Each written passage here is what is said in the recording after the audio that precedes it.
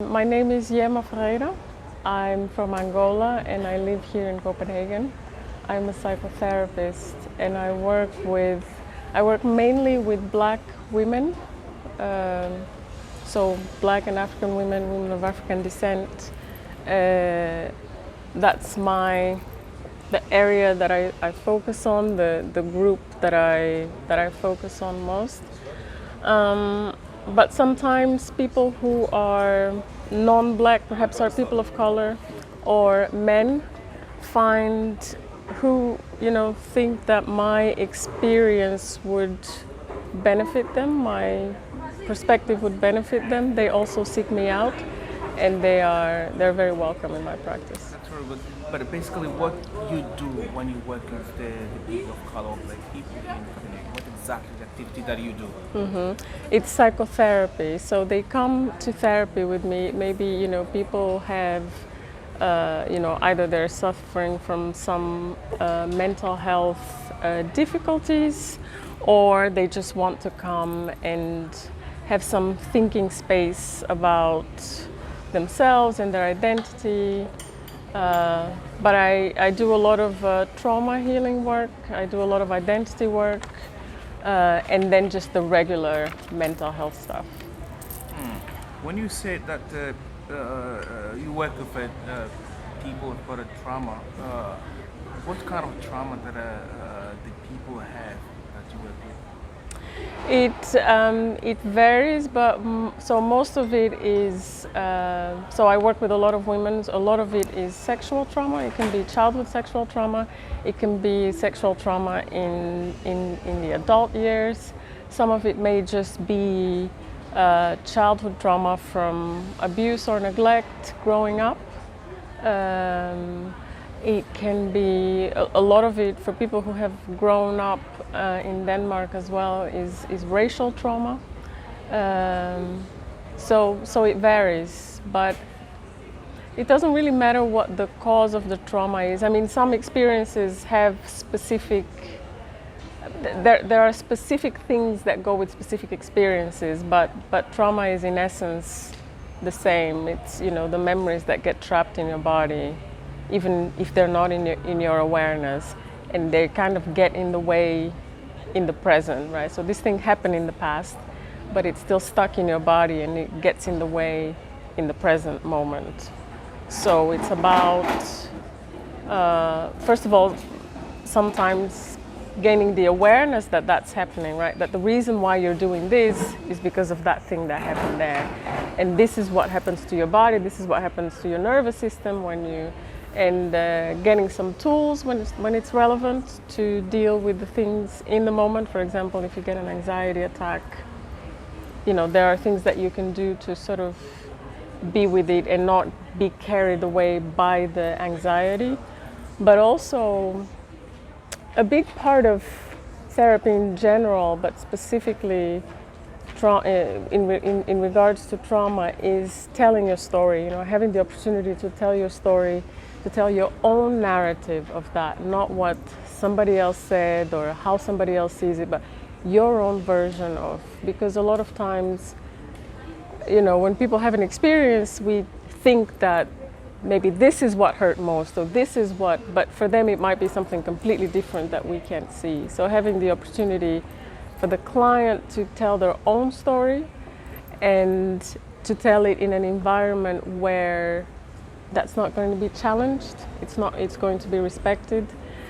But and for the therapist to bear witness to that, to the client's story. A lot of my work is bearing witness, because a lot of times we go through things and we're not even sure, because we feel like maybe it's in our head now. It's been such a long story that's been going in our head over and over that. So to have someone bear witness to your story kind of validates it. It's a little bit like, the whole, if a tree falls in the forest and no one is there to see it, did the tree fall kind of thing. That someone bears witness to your story makes your story real in a sense. Right. You said that you work with the women. Why only women, not Why I focus on women? Yes. That's a very good question. So I focus on women.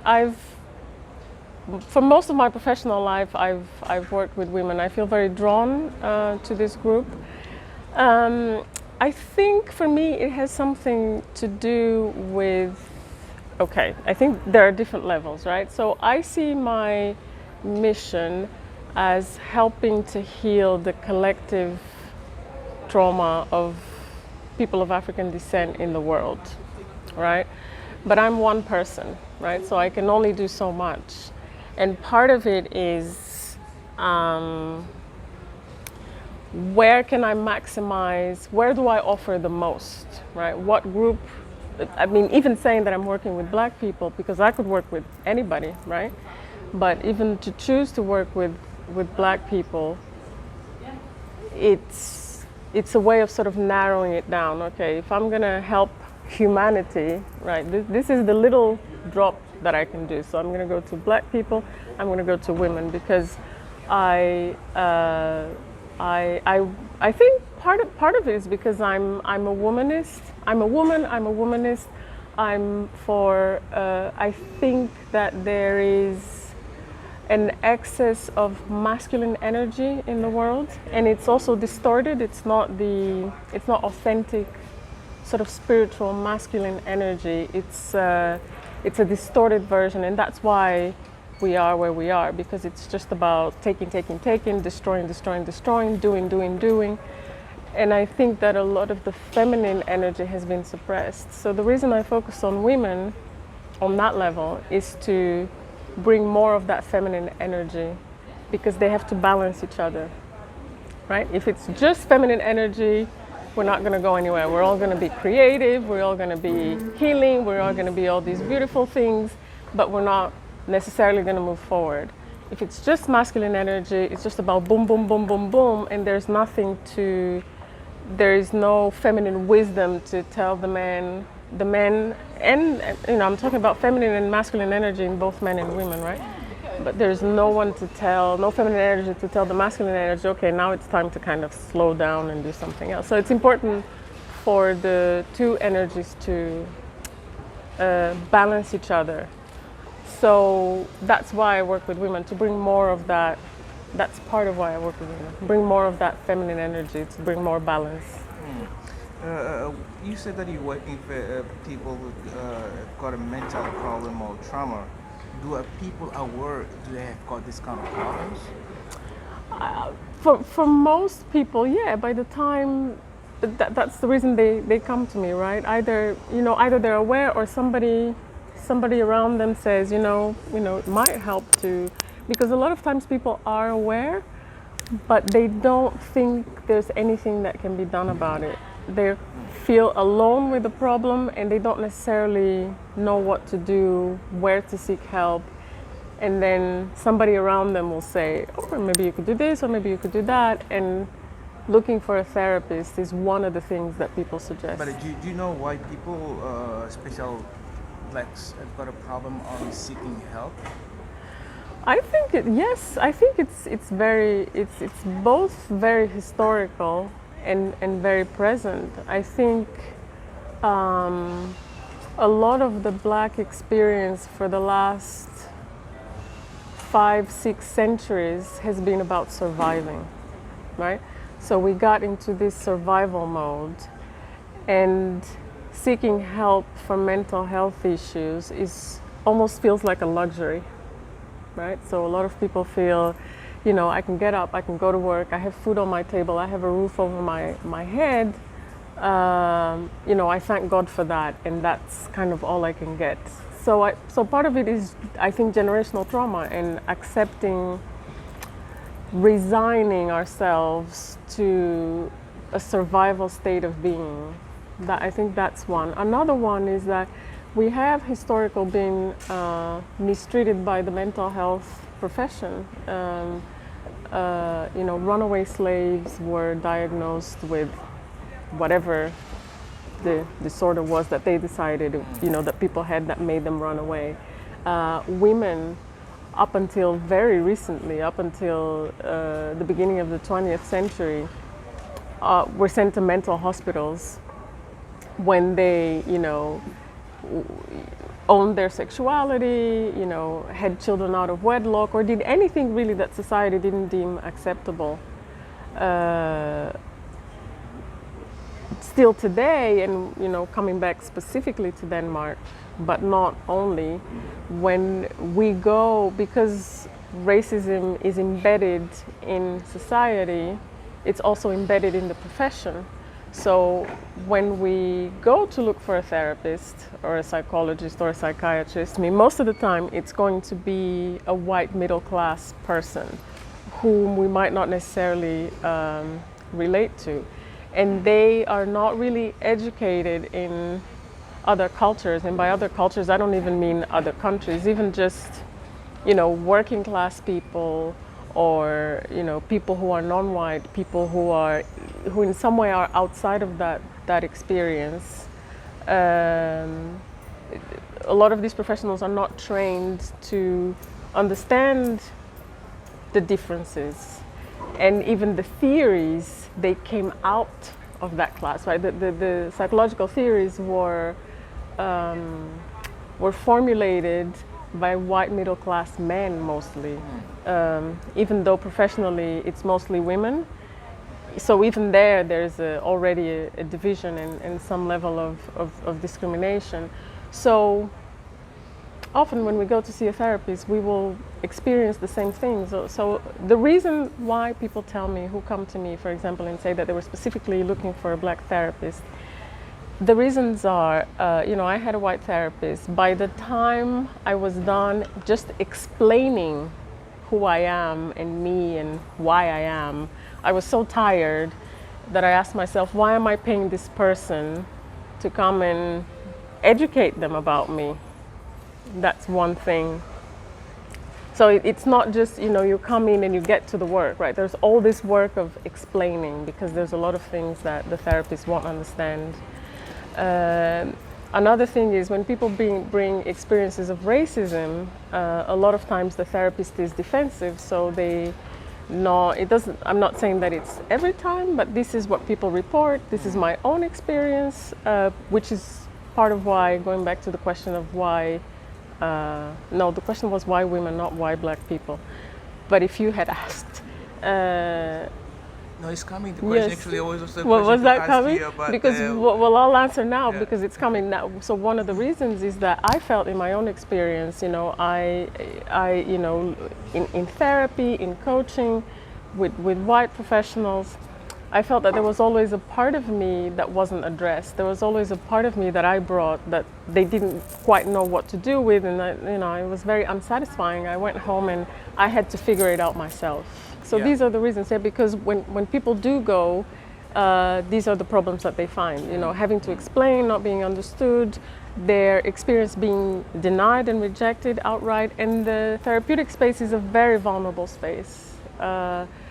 It's a very vulnerable space where you really open yourself up. So any rejection or non-acknowledgement of things is a very violent thing that people experience it very, very strongly in the therapeutic space. And we don't trust the services, because they are associated with people and systems that have oppressed us. And when we think of psychologists or psychiatrists, the first image that comes to mind is a white professional who is part of the system. Right. You're going to have a resistance to that. Well, that is exactly one of the biggest problems that I find when I ask people. But going to mental issue, what exactly is for those people? They might have a problem, mental problem, but they're not aware. Can you kind of simplify this? What exactly is this mental health people have, and they're not aware, and they might be looking for seeking help? Mm-hmm. Well, I believe that most people know, right? You know when you're not well, right? Because you can feel it, right? I think the question is perhaps how seriously you take it, how much do you value your life that you're going to do something for your own well-being? But it's a hard question to answer generally because you almost have to go into specific mental health problems. So maybe we can pick a couple.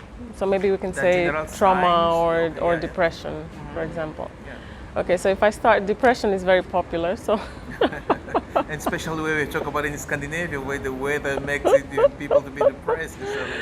Yes. So depression, because you're feeling very sad, you're out of sorts, you don't really feel like doing anything. It's very hard to get out of bed. It's very hard to get yourself motivated to do anything. Some people manage to keep going anyway, so it becomes almost a mechanical thing. So the numbness, when you can't feel yourself anymore, it's almost like you can't really feel your feelings. And other people, can stay in bed for days and not be able to do very much. And I always say to people, don't wait, right? Don't wait until you get to that stage. Because it never comes like that suddenly, right? It comes gradually. And we need to begin to value ourselves enough to take care of ourselves, to be well. So when I'm already beginning to feel, I've been sad for, I don't know, I've been sad for 2 weeks. Right? I'm finding no joy in anything. The food doesn't even taste good anymore. Maybe do something. And it doesn't, I also always tell people, it doesn't necessarily have to be therapy, actually. Therapy is one way of taking care of yourself and seeking healing, but there are hundreds of ways of doing that. So just talk to someone you trust, just bounce ideas. They might have ideas about things that you can do. They might have a book that might help you. They might, send you a video of a person who shares their experience and that touches you. They might take you for a walk, another way, you go for a walk in nature. That's very good as well for any mental health problem, or just even for maintenance, right? To take care of yourself. You might try meditation, but there are hundreds and millions of ways of taking care of ourselves. So basically, when we begin to feel that, just let us do something about it. Let us take care of ourselves. So for trauma, how do you know? So if you suspect, you can maybe Google it, symptoms of trauma, and you might recognize, because you will know that you have had some experiences, you know that you're feeling kind of off, what's going on. Sometimes you'll be triggered by an experience that will bring back a lot of stuff from childhood. But some of the symptoms are, if it's childhood trauma specifically, not being able to concentrate, so a lot of procrastination, difficulty in relationships, not being able, whether they are intimate relationships or friendships, difficult in staying in relationships and managing the emotional charge of relationships. If it's, you can have flashbacks to memories or suppressed memories, dreams, nightmares. Yes? Yeah, there is a thing that people don't probably know. Maybe one of the problems, well, maybe you can help us on this, where people, let's say like the refugees, have been moving from one place. This is their home country, go to the refugee camp, the next time they're moved to another one. And usually in very abrupt circumstances. So do you think that is the problem, where people cause them kind of trauma or mental problem and they're not aware of that, just moving from one place to the other?